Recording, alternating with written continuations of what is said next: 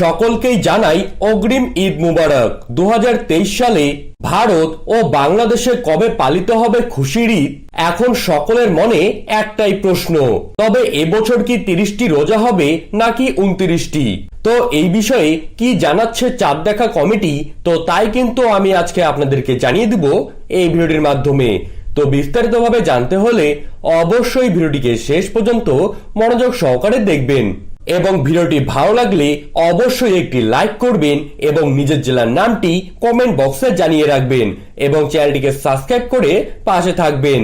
তো চলুন ভিডিওটিকে শুরু করা যাক। সিয়াম সাধনার মাস পবিত্র মাহে রমজান। রমজান মাসে শেষ হয় রোজার ঈদ বা সিয়াম ঈদুল ফিতরের মাধ্যমে। আর তাই আমরা জানাবো 2023 সালের রোজার ঈদ কবে হতে পারে এবং চাঁদ দেখা কমিটি কি বলছেন। ভারত ও বাংলাদেশে 2023 সালে কিন্তু রোজা শুরু হয়েছে 24শে মার্চ অর্থাৎ শুক্রবার থেকে। সেই হিসেবে 30টি রোজা যদি হয় তাহলে ভারত ও বাংলাদেশে ঈদ পালন হবে 22শে এপ্রিল।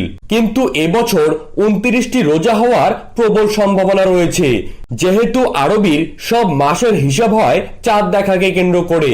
তাই এই বছর বাংলাদেশ ও ভারতে ঈদের সম্ভাব্য তারিখ হচ্ছে 21শে এপ্রিল অথবা 22শে এপ্রিল। আপনারা সকলেই জানেন যে সৌদি আরবে যেদিন ঈদ অনুষ্ঠিত হয় তার পরের দিনই কিন্তু ভারত ও বাংলাদেশে ঈদ পালন করা হয়। তবে শুধু ভারত ও বাংলাদেশ কিংবা সৌদি আরব চাঁদ দেখার ওপর নির্ভরশীল নয়, বরং গোটা বিশ্ব আরবি মাসের হিসেব অনুযায়ী রোজার ঈদের দিন শনাক্ত করার জন্য চাঁদ দেখার ওপর নির্ভরশীল। সৌদি আরবে রোজা শুরু হয়েছে 23শে মার্চ। সেই হিসেবে এবছর 29টি রোজা হলে সৌদি আরবে কিন্তু ঈদ পালন হবে 20 এপ্রিল এবং 30টি রোজা হলে সৌদি আরবে কিন্তু ঈদ হবে 21শে এপ্রিল।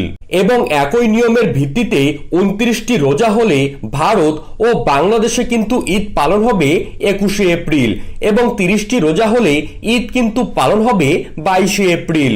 আশা করি আপনারা বিষয়টি বুঝতে পেরেছেন, তবে চিন্তার কোনো কারণ নেই।